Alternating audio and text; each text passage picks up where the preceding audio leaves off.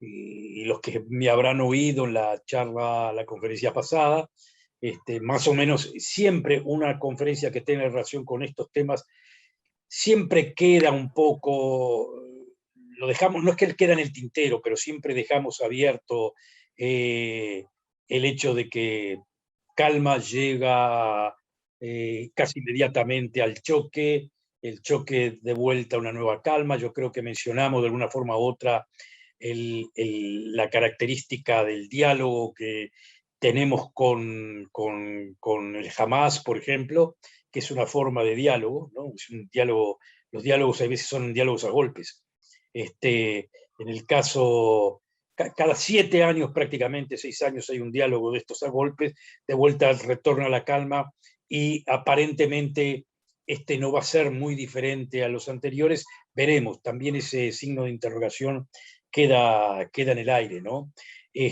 Pero esto, antes de entrar a esto, que obviamente, como ha estado las noticias constantemente, yo me imagino que a muchísimos de los que están oyendo esta conferencia les interesa y querrán preguntar luego de esto, pero nosotros lo que vamos a hacer va a ser empezar a retomar en un periodo un poco antes. El título es El viejo nuevo Medio Oriente, si lo queremos llamar así, y cuáles son las dinámicas que se están dando. Me gustó el título El nuevo Medio Oriente porque ese fue un concepto que lo mencionaba, lo había impuesto prácticamente una de las personalidades más interesantes de Israel, que se llamaba Shimon Peres, que fue ministro de todas las formas posibles, primer ministro también, presidente, en fin, un personaje del campo de la paz de Israel. Y yo me acuerdo, como todos nos podemos acordar, cuando empezó el proceso de paz en el Medio Oriente, allá por los años 90, Shimon Peres intuyó de que habían 2 cosas que se estaban dando. Una era que ya no existía la Unión Soviética, que podía de alguna forma u otra incitar, armar, alentar a elementos radicales dentro del mundo árabe. Ya eso no existía. Existía en el plano internacional lo que se llamaba un mundo que aparentemente pintaba para ser un mundo unipolar. Todos ustedes recordarán los famosos libros, textos de todo tipo que hablaban de quizás el fin de la ideología, el fin de la historia, toda una cantidad de elementos que daban a entender de que estábamos en una nueva época que se podía definir como una nueva época liberal. Y en esa nueva época liberal, Shimon Peres comprendió, entendió de que se podía dar una cierta apertura también a uno de los problemas que aparentemente eran clave para definir de qué forma se iban a dar las relaciones de Israel con el resto de la región. Cabe entender de que anterior a eso ya tenía Israel paz con el país que se llamaba Egipto, que prácticamente eso fue un watershed, como se dice, algo impresionante, rompió con el hielo. Por primera vez Israel tenía un tratado de paz con el país más importante de Egipto. Eso había sido logrado en los años 70, fines de los años 70, perfecto, aunque ese estado de paz con Egipto también daba a entender de que el problema palestino se podía arreglar de alguna forma u otra en la base de una cierta autonomía, en fin, daba a entender de que había posibilidades de lavarle la cara al conflicto con Palestina. De cualquier forma, eso no fue resuelto. El problema palestino quedó en el marco de una autonomía, pero Israel estaba cómodo con ese asunto. Cómodo, ¿qué quiere decir? Cómodo con que, bueno, no había tanto lo que resolver, no se podía pasar a una fase más dinámica en el proceso de paz, pero ese proceso de paz, ese supuesto proceso de paz, comenzó a tomar raíz luego de la caída de la Unión Soviética, y cuando, si no lo mencioné, lo menciono hoy en día, cuando diría hasta que intelectuales de las dos partes, palestinos como israelíes, se habían encontrado en Oslo y habían planeado algo que en esos momentos no se pensaba que era posible, que era realizable, que era el reconocimiento de Israel de la OLP, Organización de Liberación Palestina, por un lado, y el reconocimiento de la OLP de Israel por el otro. Los militantes de un lado y del otro, militantes de izquierda en Israel, que durante todos los años 70 y 80 bregaban por el mutuo reconocimiento. Era lo que se consideraba la izquierda israelí, que era completamente denegada por el centro izquierda y el centro derecha, que consideraba de que por más arreglos que podían haber con el mundo árabe, todo muy bien, pero diálogo con los palestinos y diálogo con la OLP era algo inconcebible. Me acuerdo que hasta Menachem Begin lo había mencionado muy claramente. Estoy muy de acuerdo con la O, estoy muy de acuerdo con la P, la L la quitamos del lado. Es decir, estoy de acuerdo a hablar con cualquier palestino, con cualquier organización palestina, pero con la Organización de Liberación Palestina Liberación de Palestina, equivale el fin de Israel. Ni se pensaba en esa posibilidad de que podía hablarse de una opción que sea dos estados para dos pueblos, que Israel podía abandonar la Cisjordania, en definitiva los territorios que había conquistado en el 67, tanto la Cisjordania como Gaza, en fin, eso no se pensaba. Cuando se empezó a hablar con los palestinos sobre eso, se empezó a romper un tabú.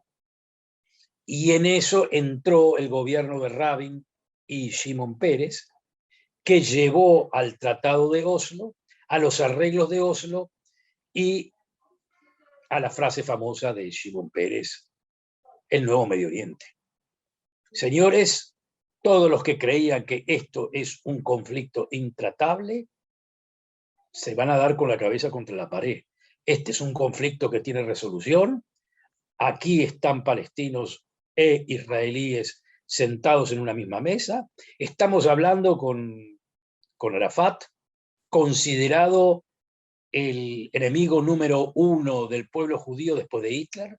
Es decir, de repente ese mismo Arafat, que era un terrible enemigo, un criminal, un terrorista, pasó a ser prácticamente parte de la mesa de todos los israelíes que se apresuraban de alguna forma u otra a invitarlo a charlar, a hablar, en fin, etcétera, etcétera. Estábamos hablando con los palestinos, parecía, ese era un sueño que se empezó a dar. Bueno, para hacer lo que se dice una long story short, ese nuevo Medio Oriente de Shimon Peres me dio la pauta para hablar del nuevo Medio Oriente de hoy en día, o del nuevo viejo Medio Oriente de hoy en día. Ese nuevo Medio Oriente de Shimon Peres explotó de la forma más catastrófica. No quiero entrar en estos momentos en toda una historia de cómo es que fracasó, pero a vuelo de pájaro se podría decir, si uno no quiere jugar el partido de las culpabilidades, bueno, que este tuvo la culpa, el otro tuvo la culpa, en fin, sin entrar en eso, podríamos decir de que estábamos demasiado optimistas a partir de un acto que parecía imposible, que era el reconocimiento de la OLP. Reconocimiento de la OLP se decía, bueno, todo lo que queda es pan comido, como dicen ustedes allá, ¿no? Es como diciendo, bueno, lo demás es detalles. El problema es que los detalles eran mucho más que detalles. Los detalles eran Jerusalén, los detalles eran refugiados, los detalles también eran las fronteras, que era quizás el elemento más fácil de resolver. Era como decir, bueno, si logramos el mutuo reconocimiento de la frontera, si pasa la frontera por acá o por allá, 2 kilómetros más para acá, 3 kilómetros más para allá, no tiene poco relevancia, digamos. Lo podemos resolver, entre gente racional, lo podemos resolver. Teníamos cara a cara grupos grupos de gente que estaban dialogando, palestinos israelíes, que inclusive al nivel personal habían llegado a un nivel de camaradería, o sea, de gente que se entendía, digamos, a todo nivel. Claro que quedaban esos detalles, ¿no? Esos detalles que aparentemente tenían que ser resolubles, pero que no eran resolubles, Y que bueno, perfecto, como nos llevamos tan bien, tarde o temprano lo vamos a resolver. Había el nuevo Medio Oriente, la idea del nuevo Medio Oriente estaba envuelta en ese espíritu de optimismo, que era el optimismo que se estaba viviendo exactamente en los años 90. Fin del siglo, estamos hablando antes de las Torres Gemelas en Estados Unidos, estamos hablando cuando todavía el terrorismo de la Al-Qaeda no se conocía tanto, estamos hablando de, digamos, de una opción que se estaba dando que se entendía claramente que, bueno, empezamos con Egipto. Si seguimos y resolvemos el problema palestino, resuelto el problema palestino, todas las fronteras están abiertas. Es decir, de aquí Jordania, en fin, los países del Golfo Pérsico, no hay ningún problema con nada. Es decir, estamos en camino. Esa era la situación, esa era la esperanza, y eso nos explotó en la cara. Como ya les digo, no entro en el porqué de cada detalle, pero obviamente la conferencia que se debía llevar a cabo en Camp David bajo el auspicio del presidente Clinton no funcionó. El presidente Clinton se apuró también, o digamos con buena razón también, en decir de que, bueno, no hay mucho lo que dialogar con los palestinos porque están completamente cerrados. Es decir, eh, el presidente Clinton y los Estados Unidos ya tenían un arreglo con Israel que los palestinos lo tenían que aceptar, y para nosotros, para los líderes israelíes, el hecho de que se les estaba ofreciendo a los palestinos una gran parte de la Cisjordania, o si digamos el 90% del territorio de la Cisjordania, no era el 100, pero era el 90%, tenía que ser suficiente para que los palestinos puedan aceptar, y los palestinos dijeron que no. No se terminó ahí el diálogo, se siguió en Taba, que es una zona en Egipto, bien al sur, un balneario muy conocido, muy interesante. Se volvieron a encontrar palestinos israelíes en esa zona. Estuvieron casi al borde del arreglo cuando Israel también mejoró la oferta, si lo quieren llamar así, y tampoco funcionó. Y ya en esos momentos nosotros estamos en una nueva era de violencia. Estamos en una era de violencia. Esa era de violencia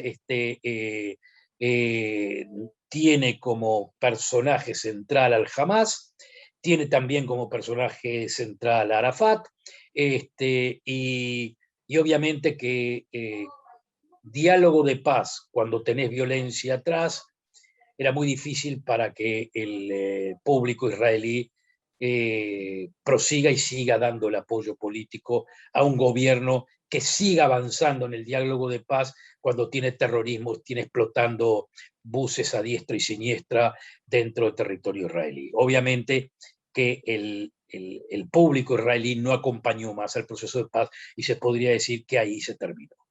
Ahí se terminó, ahí cambia el gobierno, primero viene Sharon, después vendrá Netanyahu, y la idea del gobierno alternativo al que se podría llamar el gobierno pacifista concesionista era de una tesis contraria totalmente. Es decir, en vez de territorios a cambio de paz, como era lo que proponían los concesionistas, es decir, vamos a hablar de paz, yo entrego territorios.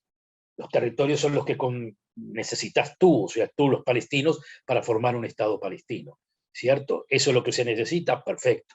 Yo lo concedo a cambio de paz. Ese era el trigger. Estos otros vienen y dicen, paz, por supuesto. Paz a cambio de paz. Territorios ni hablamos.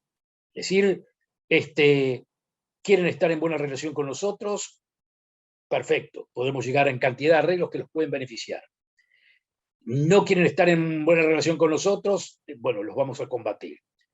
Y ese nuevo gobierno, tanto el de Sharon como el de posteriormente Netanyahu, a pesar de hacer ciertos arreglos que inclusive son arreglos concesionistas, pero sin el concepto, a ver si me explico con eso. El concepto es lo que vale. Yo conceder, en el concepto no concedo. Ahora, dentro del campo de juego, puedo hacer pequeños ajustes. Y esos pequeños ajustes, muchos de ellos eran ajustes también importantes. Por ejemplo, Sharon concedió prácticamente, y esto es muy importante con respecto a la situación que estamos viviendo hoy en día. Sharon concedió Gaza. ¿Qué quiere decir concedió Gaza? En Gaza, al igual que en el territorio de la Cisjordania, habían colonizaciones judías. Habían colonizaciones judías y cada colonización de esa representaba la presencia judía, la presencia del ejército dentro del territorio ocupado. Sharon decide en un momento determinado que Gaza es un problema y hay que retirarse de Gaza. Obviamente que tenía considerado tener concedo Gaza a cambio de que no se me presione demasiado en la zona de Cisjordania, Jerusalén y todo lo demás, pero en definitiva lo que hizo Sharon fue algo que rompió con un tabú. Era las colonizaciones israelíes en ese lugar fueron desmovilizadas y eso se le entregó totalmente a los palestinos, mejor dicho, se le entregó al Hamas. Eso se le entregó al Hamas. De esa forma, el territorio de Gaza pasó a ser prácticamente un territorio independiente.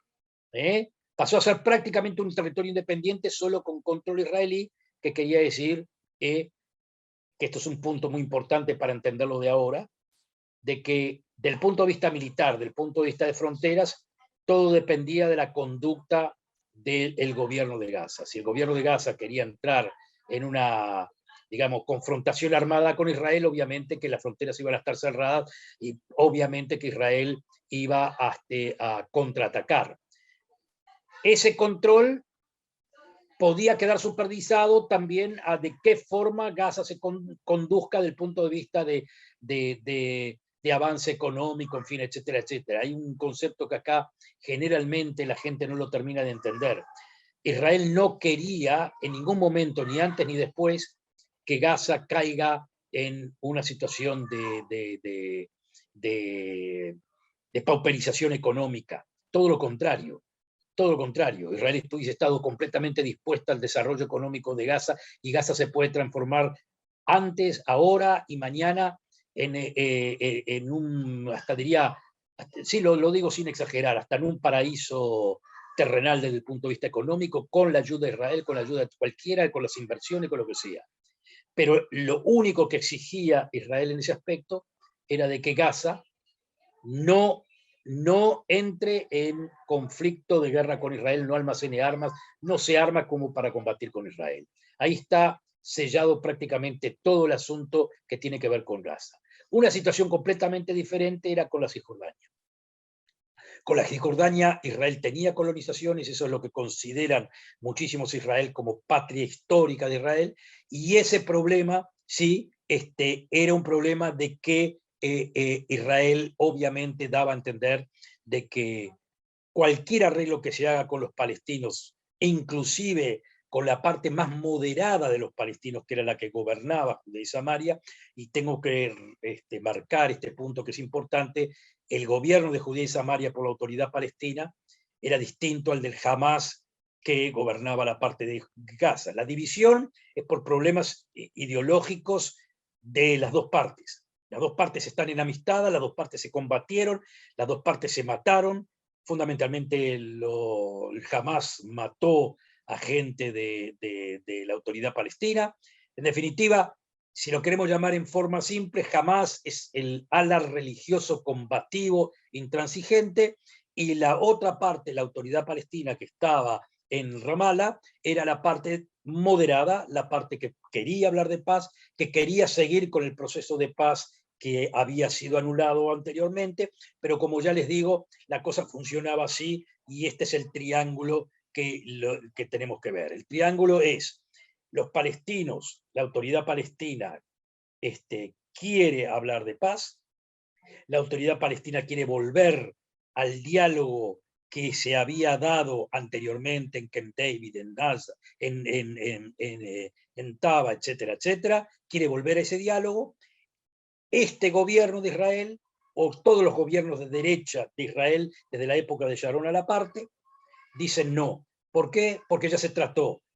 Y si ya se trató, volvemos al mismo diálogo en donde vamos a llegar a las mismas, si lo queremos llamar así, a las mismas trabazones, a la misma situación en la cual no hay forma de pasar de un lado para el otro, y como no hay forma de pasar, no hay forma de convencer de un lado, es decir, quién da el paso a la milla extra, si lo quieres llamar así, quién da el paso más allá del paso que se había dado y que llevó al deadlock, como se dice, a la forma de que, bueno, ya no podemos más, ni yo voy a dar más, ni la otra va a conceder más, es decir, estamos acá, este punto no va. Se entendía de que si se llega de vuelta a un deadlock como la que hubo, explota de vuelta la violencia. ¿Y para qué queremos otra situación de violencia? Entonces se llevó a la conclusión acá de que no hay que dialogar de paz con esta gente en base a territorialidad. Con la autoridad palestina se puede hablar de silencio a cambio de silencio, cierta prosperidad económica si se portan bien, y es cierto que en los territorios de Judea y Samaria, en zonas como Jenin, por ejemplo, en zonas como Ramallah, hay una prosperidad económica bastante interesante, inclusive en Hebrón, pero obviamente que el ejército de Israel está ahí, obviamente que todo el asunto de los checkpoints, controles, en fin, etcétera, la vida de los palestinos no es fácil, todo está puesto, como quien se dice, en miras de, bueno, terror hay, entonces más control, menos terror, menos control, los palestinos por su lado dicen quieren que no haya terror, pues denos libertad, denos autodeterminación, en fin, etcétera, etcétera. Israel constantemente dice no, no les vamos a dar autodeterminación, no van a tener un Estado independiente, no hay tal cosa, no nos arriesgamos a esto, y obviamente ahí entramos en la situación del nuevo viejo Medio Oriente. Si hasta un cierto momento se podía hablar de, bueno, las dos partes no tienen una forma de llegar a una conclusión, pero igual tenemos un Medio Oriente más o menos potable, más o menos vivible. Quizás en una de esas podrá existir algún gobierno de Israel que se arriesgue más o vuelva a arriesgar lo que se arriesgó en los años 90 y 2000. ¿Okay? Pero acá ya entra, en este nuevo Medio Oriente ya entra otro factor, que es el factor Irán, que es el factor Hezbollah en el Líbano. Entran elementos radicales muy, muy, muy, muy serios que tienen un concepto claro, que es que Israel no exista más. No una paz con Israel, no a cambio de territorio, sí a cambio de territorio, nada. Quieren definitivamente el fin de Israel. Y la estrategia que utilizan para ese fin de Israel es una estrategia que es no necesariamente hacer guerra, pero jugar el partido de los proxies, es crear proxies en la frontera de Israel para transformar la vida de Israel en una, digamos, en una suerte de vida invivible. Es decir, aprovechando el conflicto en Siria, aprovechando un conflicto en Siria que se da justamente por algo que, claro, que aparentemente sonaba muy potable, combatir a Daesh, al ISIS. El ISIS es sunita, son los asesinos absolutos, y ahí aparece Irán y aparece la Hezbollah como resistiendo a los terroristas, y lo hacen. Claro, obviamente que la resistencia es porque unos son chiitas y los otros son sunitas. Entonces los sunitas aparecían con la bandera del terrorismo, los chiitas, Irán y la Hezbollah, como lo que resisten a ese terrorismo, y al tiempo que resisten a este terrorismo, lo que hace Irán muy inteligentemente es apoderarse de zonas enclaves tanto en Irak como en Siria. Entonces, Irán está puesto ahí, que es muy cierto, contribuyó enteramente al final de ISIS. Contribuyó, sin ninguna duda. Hicieron una lucha sin cuartel, es cierto. Y luego se quedaron allí, cuando el plato fuerte para Irán ya no es ISIS, sino es Israel. Israel ve eso muy claramente. Y no solamente se queda ahí Irán, sino que al mismo tiempo juega el partido del desarrollo del poder atómico y quiere penetrar también en los países del Golfo Pérsico, especialmente en Bahrein. Entonces, el nuevo Medio Oriente es de una pieza como Irán, que busca hegemonía dentro del Medio Oriente, cuando su principal enemigo es Israel y Arabia Saudita. O sea, Arabia Saudita, paradójicamente, que no es aliado de Israel, pero paradójicamente representa el poder sunita, o el máximo poder sunita, al que Irán quiere desbaratar.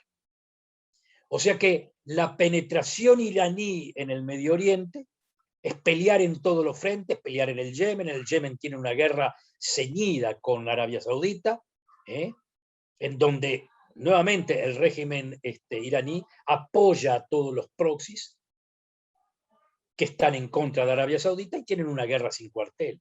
Ergo, los dedos de Irán están prácticamente en todo el Medio Oriente. Lo que hace Israel es obviamente un movimiento sumamente interesante. Es no solamente combatir a Irán en todos sus frentes, sino iniciar un vuelco diplomático que ya lo venía llevando desde antes. Pero es un golpe interesante, un vuelco interesante, de lograr acuerdos diplomáticos que, como ya les digo, venían desde antes, pero que ahora se hacen formales con los Emiratos. Ahora, si ustedes se ponen y ven el mapa de los Emiratos y ven hacia dónde dirigen, están cara a cara a Teherán. O sea que, de repente, el viejo nuevo Medio Oriente, en este mundo de conflicto, nos encontramos con un país que busca hegemonía, que es Irán, otro país que se defiende de esa hegemonía, que es Israel, otro país o países que se defienden de esa hegemonía, que son los países sunitas del Golfo Pérsico, y una asociación entre los países del Golfo Pérsico e Israel que empiezan a funcionar de forma tal de la mutua conveniencia de ese desarrollo. De repente nos encontramos que esas pequeñas relaciones que se estaban dando con Marruecos, que se estaban dando con Sudán, que se estaban dando con Abu Dhabi, con Dubái, o sea, con los Emiratos, de repente se transforman en abrazos y besos, como se diría. De repente nos encontramos cara a cara de que somos hermanos con la gente de los Emiratos. Como ya les digo, obviamente, los Emiratos le tienen un terrible terror a Irán. Y lo que más necesitan o lo que más se le ocurre no es solamente comprarle los F-35 a los Estados Unidos, que con el consentimiento de Israel se los venden. Pero es que necesitan a los F-35 también con los pilotos israelíes. Algo que obviamente Israel está muy dispuesto a ofrecer. No lo digo físicamente, pero es como diciendo que tarde o temprano las bases israelíes van a estar ahí cara a cara a Teherán. Eso es exactamente el nuevo Medio Oriente, la nueva confrontación. Nosotros tenemos a Irán ahí, cara a cara en Siria, en Irak y también en Gaza.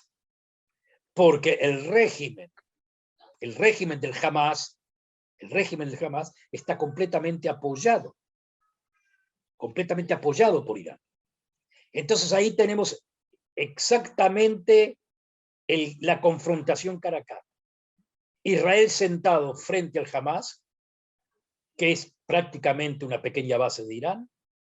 En el norte del Líbano, la Hezbollah, que es un estado dentro de un estado, que tuvimos una confrontación fatal en el 2006, y que luego del 2006 hay prácticamente un silencio total en la frontera, pero un silencio bajo una tensión tremenda.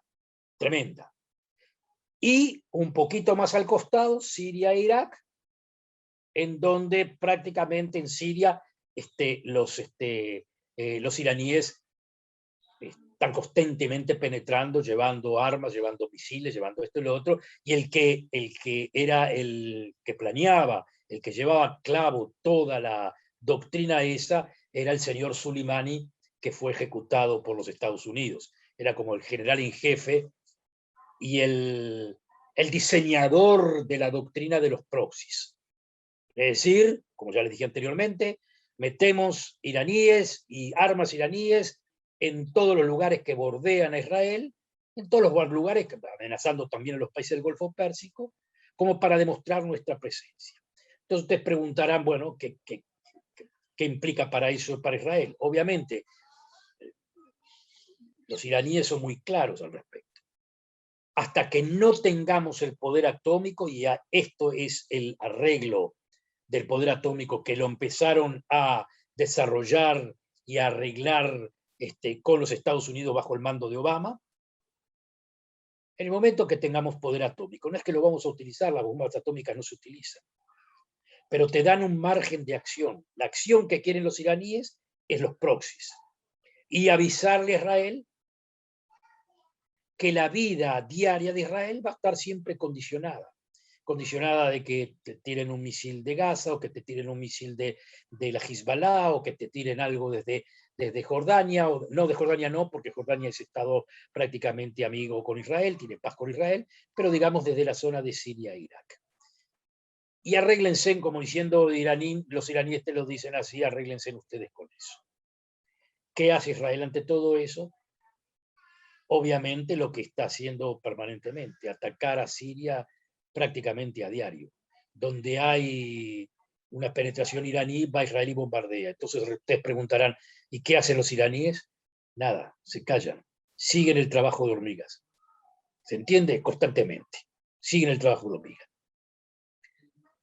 Y entiendo también que aparentemente con la Hezbollah, o sea, con el Líbano, y con Hamas, la intención de Irán no era de que haya una explosión ahora, sino que la intención de Irán era seguir almacenando, seguir armando, seguir creando un marco, digamos, de ejército dormido pero muy viviente en cada una de esas zonas, siendo la constante amenaza para Israel.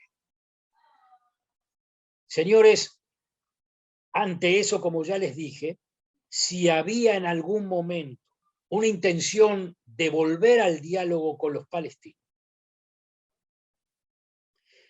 eso quedó prácticamente de lado. Ninguno en el mapa político de Israel, si no es alguien muy de una izquierda muy liberal, ninguno prácticamente en estos momentos estaría dispuesto a dialogar con la parte moderada de los palestinos. Repito, la parte moderada de los palestinos comandada por Abu Mazen. Lo puedo decir yo categóricamente. Abu Mazen es una persona de paz y es una persona creíble, punto. El problema es que no importa que uno le crea sus buenas intenciones. Israel entiende, y en eso Israel tiene razón, que él no puede to deliver, a pesar de sus buenas intenciones. No hay tal cosa de que un Estado palestino independiente al lado de Israel, pegado a Israel, no sea un Estado que esté totalmente abierto o posiblemente abierto a elementos radicales, a pesar de que Abu Mazen no lo quiera. Si yo tengo que arreglar con Abu Mazen cualquier arreglo, y como ya les dije anteriormente, le creo porque es una persona de paz, no habría ningún problema. El problema es la sostenibilidad de un Estado así en el corazón prácticamente de Israel. Entonces, eso Israel no se lo puede dar, a pesar de que, como ya les dije anteriormente, hay muchísima gente que le gustaría volver a tratar con Abu Mazen. Y paradójicamente, y este es el punto interesante del asunto, paradójicamente, como no se puede hablar de paz con Abu Mazen, o sea, con la autoridad palestina, de lo que sí se puede hablar es de arreglos económicos de aquí o de allá. Eso sí. Y de eso, de alguna forma, hay. Pero con el que más se puede hacer arreglos económicos, paradójicamente, y esto es como que se dice la frutilla de la gran torta, que salió mal, pero que conceptualmente estaba bien concebida, era justamente con Hamas. Para el Israel de hoy, el diálogo con el Hamas Era un diálogo bastante más potable. Y ustedes se preguntarán por qué. Porque somos enemigos. Paradójicamente, entre enemigos las cosas quedan claras. Lo único que tengo que lograr del enemigo no es transformarlo en amigo, ni hacer paz. Lo único que necesito del enemigo es de que ni me pegue a mí, ni yo te pego a vos. Quedamos como malos amigos o bien enemigos, yo acá y vos allá. Y como les dije anteriormente, con el mismo ejemplo, que es un ejemplo que hoy en día muchísimos están tratando de promocionar. Hay que transformar a Gaza en un Estado, no en un Estado terrorista. Hay que hacer a la gente de Hamás responsable de la prosperidad económica. Es decir, en vez de pensar de que Gaza tiene que estar hundido totalmente y en donde la gente no tenga nada lo que perder, apostar por lo opuesto. Sí, construir puentes. Sí, que haya hoteles. Sí, que haya prosperidad. Sí, que vengan a trabajar a Israel. Sí, que se abren al dinero de... Para eso justamente se quería utilizar a los países del Golfo. En estos momentos hay mucho el dinero que entra a Gaza, entra de Qatar. Pero puede entrar mucho más. Puede entrar en este negocio gente como de Arabia Saudita, puede entrar en los Emiratos que tienen plata de sobra. A Israel le conviene de su propio interés que Gaza se transforme en una zona sumamente próspera e igual seguir siendo enemigo. Por eso ya les digo, si en algún momento vamos a entrar en lo que pasó últimamente y las posibilidades de futuro, se las puedo adelantar ahora porque no cambiaron en definitiva de lo de antes. Señores, si lo que quieren ustedes es prosperidad, acá la tienen. No necesito ni que me reconozcan, ni que hagan paz conmigo, está perfecto. Yo entiendo de que ustedes no pueden hacer paz conmigo porque para ustedes, nosotros somos un injerto y les robamos. Ustedes entiendo perfectamente. No tenemos problema que ustedes crean eso ni que se pongan en esa tesis. No queremos paz. Pero no es necesario hacer paz para tener relaciones. Se pueden tener relaciones perfectamente entre enemigos, perfectamente no tenemos ningún problema. Les dejamos entrar agua, electricidad, lo que sea. Eso aún hoy. Luego de este conflicto, la electricidad, el agua todavía sigue viniendo de Israel. Podemos transformarlo eso en independiente de la forma que ustedes quieran, acá no hay ningún problema. Pero lo que tenemos que tener una seguridad absoluta y total es que ni un tiro más sale de allá.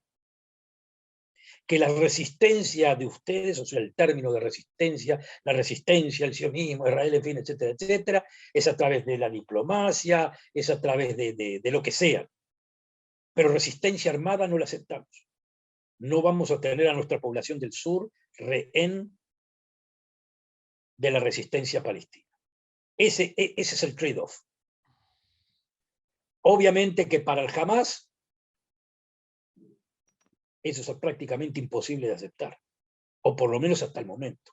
Se verá qué es lo que pase luego. Con respecto a los palestinos de Judea y Samaria, es más o menos la misma tesis. Lo único que con los palestinos de Judea y Samaria sí hay un elemento muy disturbador por parte de Israel, que son las colonizaciones. Aquí sí, en ese punto, colonizaciones, se divide la derecha y la izquierda de Israel, o el centro izquierda, si lo quieren llamar así, y el centro derecha. El centro derecha es muy a favor de colonizaciones israelíes. El centro izquierda está mucho más apto para aceptar una posición que, sin llegar a retirarse de Judea y Samaria, puede ponerle un cupo o cerrar el asunto de la colonización a fin de que los palestinos puedan tener la administración de sus propios territorios. obviamente, y para ponerle un punto interesante, a la culminación de este dibujo, en Judea y Samaria sí existe un mini ejército palestino, una policía palestina, aceptada por Israel, y que paradójicamente trabajan bastante bien en conjunto con Israel. ¿Qué quiere decir trabajar en conjunto? Impiden en todo lo posible que haya células terroristas que se adentren en Israel. Hay una zona del territorio que está controlada solamente por Israel, hay una zona que está controlada solamente por los palestinos, y en esa zona que está controlada por los palestinos, la autoridad palestina actúa en contra de actos de terror.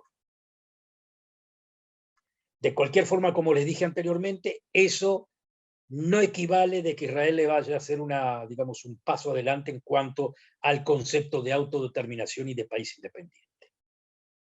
Pero lo que viene afirmando Israel en ese estilo es de que, a pesar de que no hay un país independiente, la vida de los palestinos en Cisjordania y Gaza puede ser ampliamente mejorada, el diario vivir, al punto tal de que de eso se quiere, vamos, esa es la carta que trata de jugar el gobierno de Israel. Olvídense de la autodeterminación y prosperidad económica para todos. Para culminar, viejo nuevo Medio Oriente, lo resumo. Israel está en muy buenas relaciones hoy y en una muy buena posición con los países del Golfo Pérsico, en una muy mala relación con los palestinos, en posición casi de guerra con Líbano y Siria, o sea, de guerra en el sentido de que si no hay misiles que vengan de Hezbollah, y cuidado que los misiles de la Hezbollah desde el Líbano son ampliamente más potentes y de mejor calidad y de mejor efectividad que los del Hamas. La única razón por la que no la utilizan es lo que se llama la doctrina Dagia. La doctrina Dagia es lo que Israel le impuso a los libaneses en el 2006, que quiere decir que si me tirás con esos misiles te borro barrios enteros del mapa, que es más o menos la tesis de Putin en Chechenia, ¿sí? Aplanar ciudades. Eso fue prácticamente lo que hizo Israel en el 2006 con el barrio Dagia, que es un barrio de Beirut de la milicia chiita. Desde ese momento, en el Líbano se cuidan de cada disparo. Sin llegar a eso, de cualquier forma, no hay ningún lugar a duda de que esa construcción militar que hay en el Líbano y que se está empezando a hacer en Siria y en Irak es de un peligro para Israel inmanente. O sea que el nuevo Medio Oriente es, terminado este conflicto, Israel asociado a los países sunitas del Golfo Pérsico, algo que es un golpe prácticamente mortal para Irán, no mortal, pero muy duro, y por el otro lado, Irán haciendo el juego de bordear las fronteras de Israel en que pueda. Y después queda, obviamente, lo macro. Lo macro es el mundo fuera de la región. Y el mundo fuera de la región, Israel está viendo una situación muy, muy, muy problemática para sus intereses. O sea, termino acá, Uruguay un microcosmos, ni les quiero decir Europa y Estados Unidos.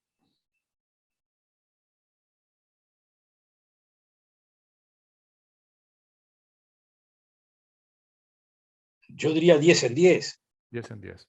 Pero elegante. No hubo gritos, no hubo nada, era como que Netanyahu estaba dispuesto a hacer una concesión a Biden,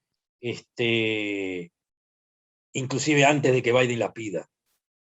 pero obviamente que Biden iba a ir a ese punto muy categóricamente y fundamentalmente por por el conflicto, no conflicto, pero el problema que tiene dentro de su partido demócrata, con el ala izquierda del Partido Demócrata. Lo que Biden trataba de decir es lo que está pasando en este momento, un creciente antisemitismo y un partido demócrata que se está volcando muy duramente en contra de Israel. O sea, sectores determinados del Partido Demócrata. Eh, Netanyahu quiso evitar problemas, no quiso entrar, no le quiso complicar la vida a Biden demasiado, aparte que aparentemente ya las funciones de la guerra esta estaban ya terminadas, era como, ya no había hacia dónde ir más.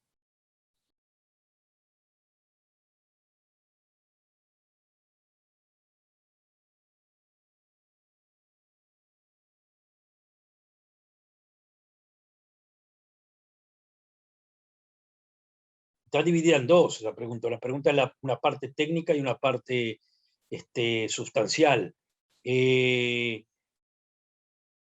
Substancial, no se esperaba una reacción así.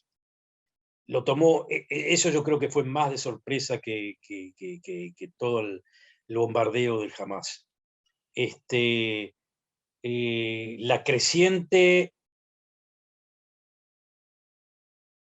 sí, la creciente animosidad del público, de muchísimas partes de la sociedad civil europea y de la de Estados Unidos con Israel, inclusive por parte, en el caso de Estados Unidos, por parte de judíos americanos, judíos liberales americanos.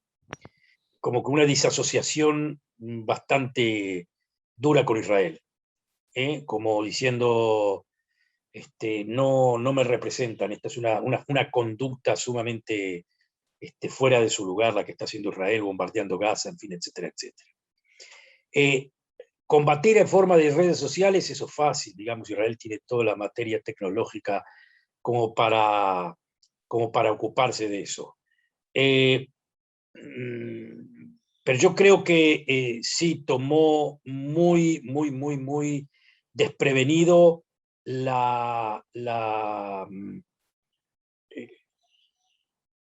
lo radical y lo duro de la crítica que se hizo a Israel en el mundo, y aparte hubo un elemento más en este asunto que es lo que hubo la rebelión interna dentro de la población israelí, es decir, la rebelión por parte de los árabes israelíes, que fue muy violenta, muy dura, que es algo que llama profundamente la atención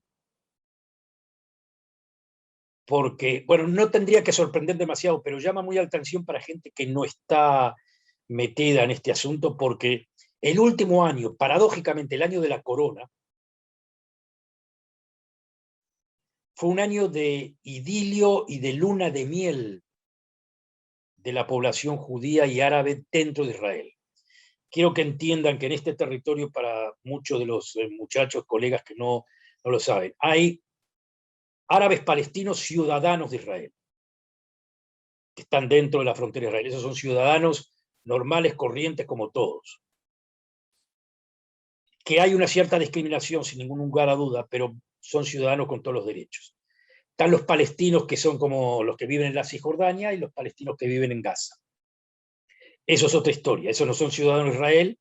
En Cisjordania hay una suerte de derecho 1 y derecho 2, es decir, los judíos que viven en la Cisjordania tienen derechos políticos, los árabes que viven en la Cisjordania no tienen derechos políticos, por eso es que hay mucho cuestionamiento, inclusive se utiliza el término apartheid, y los de Gaza, que es otra cosa completamente diferente, porque Israel no está metido ahí, es una zona que aparentemente, como ya lo mencioné anteriormente, es bloqueada, puede desbloquearse, en fin, etcétera, etcétera. Acá hubo una rebelión de los ciudadanos israelíes,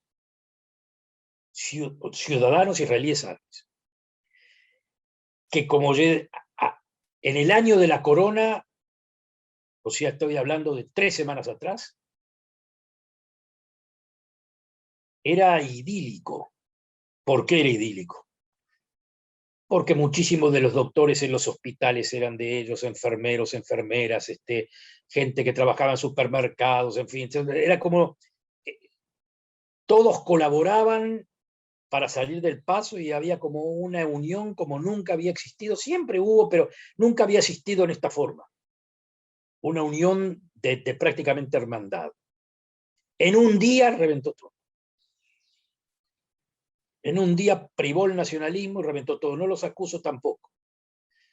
El gobierno de Israel tuvo ciertas mal manejo de situaciones tanto en Jerusalén, especialmente en Jerusalén. Cuando se toca Jerusalén y se toca el monte del templo, que es el elemento religioso muy importante, ahí irradia para todos lados.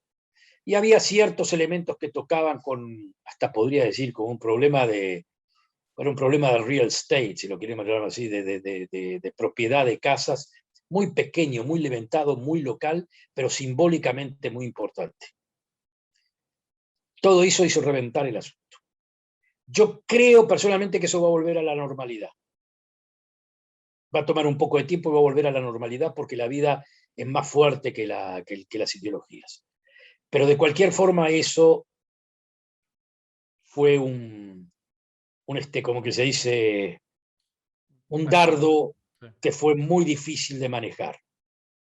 Y el otro dardo es el mundo. Nunca esperamos una reacción y una incomprensibilidad tan grande ya era algo que lleva prácticamente a la locura, lo que está pasando en calles de Nueva York, en calles de París o donde sean, donde judíos son atacados por puro antisemitismo, ya es algo que no se esperaba. No creo que eso se arregle solamente con redes sociales.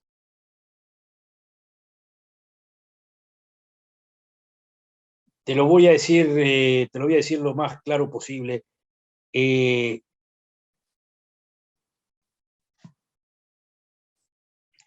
Sin lugar a dudas, el apartheid era basado en las cuestiones de raza. O sea, la raza negra, que era la gran mayoría, no tenía ningún derecho político. Pero no solamente no tenía derecho político, la raza negra no podía ir a lugares donde iban los blancos. La raza negra un negro no podía fuera de ir a trabajar de empleado doméstico, creo que no existía ninguna otra posibilidad de contacto. Y obviamente existían enclaves ahí, ¿no? Las enclaves, lo que se llamaba los bastustanes, que eran como zonas independientes miserables, encerradas, que uno podría decir, bueno, miren, Gaza es un bastustán, vamos a ponerlo así. En Israel no se da ni siquiera en los territorios eso. Perdón, cuando digo territorio me quiero decir los territorios ocupados, Cisjordania y Gaza. Cisjordania fundamentalmente, que para Israel son territorios liberados, pero para los palestinos son ocupados. Vamos a ponerlo así, vamos a ponerlo nivelado.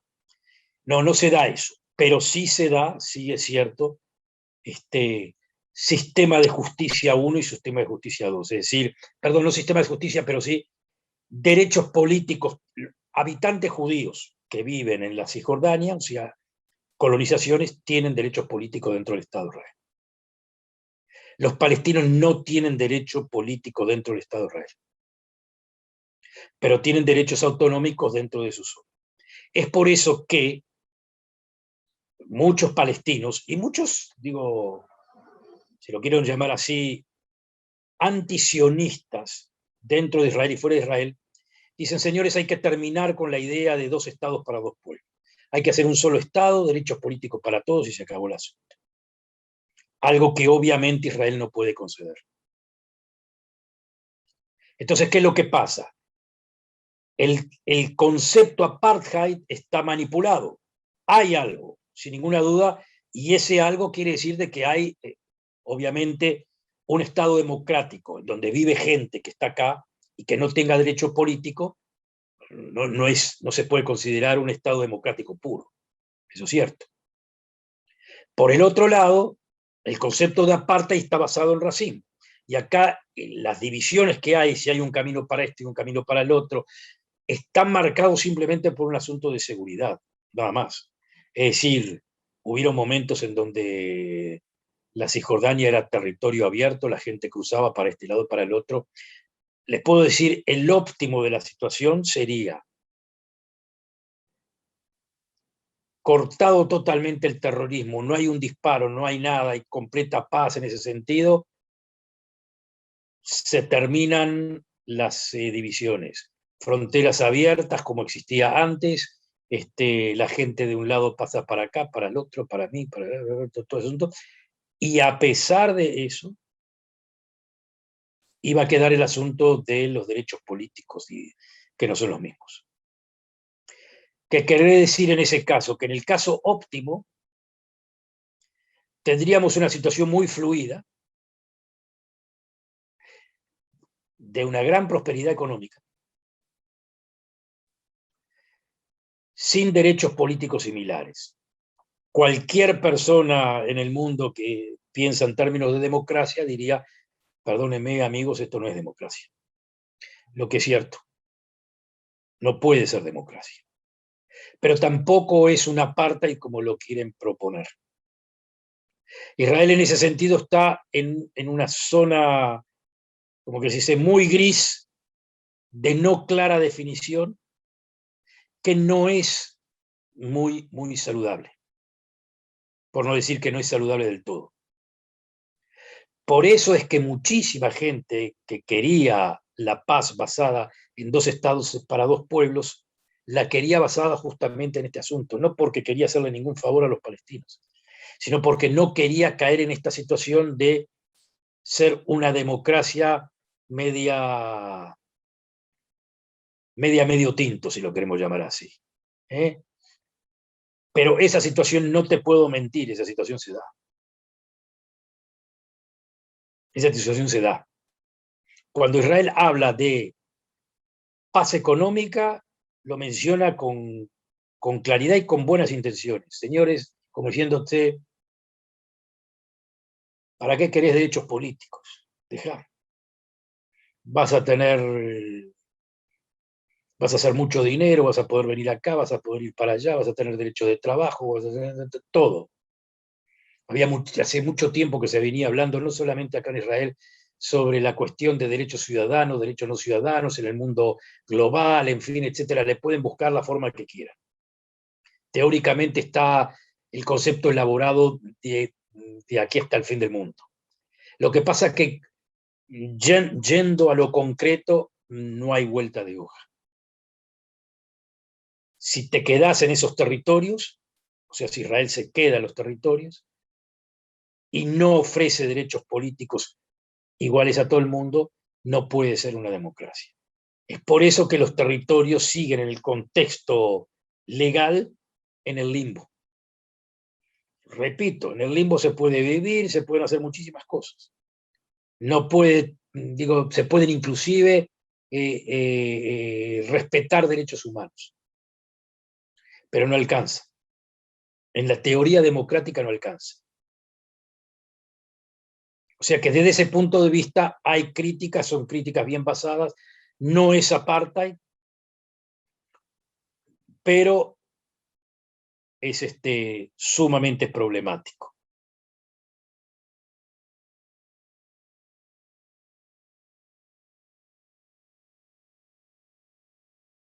El nuevo debate ahora es, ya prácticamente tiene poco que ver con Israel, es el debate en los Estados Unidos. Tenemos un gran problema en los Estados Unidos. Ya el Partido Demócrata, como tú lo dices, ya no es el mismo Partido Demócrata de antes. Es un Partido Demócrata que está muy radicalizado y hay una, si lo quieren llamar así, una nueva envoltura de la cuestión palestino-israelí, no de la forma que lo mencioné yo acá, es decir, sin tomar mucho partido por un lado o del otro, como lo acabo de decir yo, hay un problema palestino, un problema israelí, en fin, dos países, dos pueblos, todo eso. No. En los Estados Unidos se acabó ese debate. El debate es tratar el problema israelí como el de Black Lives Matter, es decir, como un problema racial, punto. los racistas judíos contra los agredidos palestinos. Ese es el problema. El problema de Israel en estos momentos es un problema racial, punto. Eso es lo que está siendo inspiración para estos ataques antijudíos. Y algo muy interesante, los judíos en definitiva son minoría en todos los países. Pero es una minoría muy particular, que es una minoría que no es tratada como minoría. Es tratada de una forma muy antisemita como una minoría dominante. Las minorías son los otros, los asiáticos, los latinos, en fin, etcétera, etcétera. Y los musulmanes. Si ustedes ven, por ejemplo, en Europa es clarísimo. El problema de minoría, cuando se habla de minoría, justamente es una minoría sumamente fuerte, que es la minoría musulmana. ¿Y qué pasa con los judíos? Claro, los judíos son parte de la clase dominante, si lo querés llamar así. Los judíos son los blancos, olvidándose totalmente lo que pasó en la Segunda Guerra Mundial. Esa es una forma de nuevo antisemitismo que está siendo promovida exactamente también por académicos, pero también por el ala más radical del Partido Demócrata en los Estados Unidos, que, repito, no es Biden, ¿eh? No es Biden y no es Kamala Harris, para nada. Y no son mayoría. Pero es una minoría muy importante que entra también en todo que entra todo en la nueva conceptualización. Parece mentira que sea una conceptualización que es tan vaga, pero que está siendo cada vez más importante, que es la interseccionalidad, como ya les dije anteriormente, a quién se le llama racista, ya no importa, el racismo va acompañado de si uno es blanco, hombre, racista. Ahí está el esquema. Si uno es judío, sionista, racista, punto, se terminó el asunto. No hay mucho lo que discutir. Y a la inversa, si uno es latino o es negro, eso, entonces ya no, eso es otra cosa. Hay que respetar, no importa cómo se conduzca. Eso obviamente el Partido Republicano no quiere ni verlo. Y el problema que mencionás tú es un problema que a mí me parece que va a ir creciendo en los Estados Unidos. Los judíos sionistas se van a ver cada vez más relacionados con el Partido Republicano. Y los judíos no sionistas, y ya hay muchos, o sea, hay en cantidad de una comunidad, un grupo muy importante de judíos jóvenes, estudiantes en las universidades de los Estados Unidos, que han entrado dentro de ese diálogo, de ese discurso, que yo lo conozco muy bien, lo conozco muy de cerca, que, bueno, no pueden relacionarse ni pueden aceptar al Estado de Israel. Entonces directamente quieren el fin del Estado sionista. Y esos obviamente son todos votantes dentro del Partido Demócrata. Es un ala importante que va a tener peso. Y va a tener peso porque hay problemas de racismo en Estados Unidos, pero obviamente que implica que si yo soy judío sionista y quiero apoyar a la lucha antirracista en los Estados Unidos, prácticamente no tengo una plataforma para hacerla. Porque si me introduzco en la plataforma de los antirracistas, se me va a exigir a mí abandonar el sionismo y declarar aquí que sos anti-israelí, sino ni siquiera nos ayudes en la participación. ¿Se entiende? Eso se está dando un poco en Europa, menos que en Estados Unidos. Y en Europa se da menos por el problema del Islam en Europa. Pero para llevarlos a puntos más extravagantes, si lo queréis llamar así, el presidente Macron en Francia sacó, el gabinete de Macron sacó una declaración contra los departamentos de ciencias sociales de las universidades de Francia, acusándolos de adoptar el discurso islamo-izquierdista, ergo fascista. Es decir, como que se dice que las escuelas de ciencias sociales, en las universidades, se dedican a, a importar, eso es lo muy interesante, importar el discurso de los Estados Unidos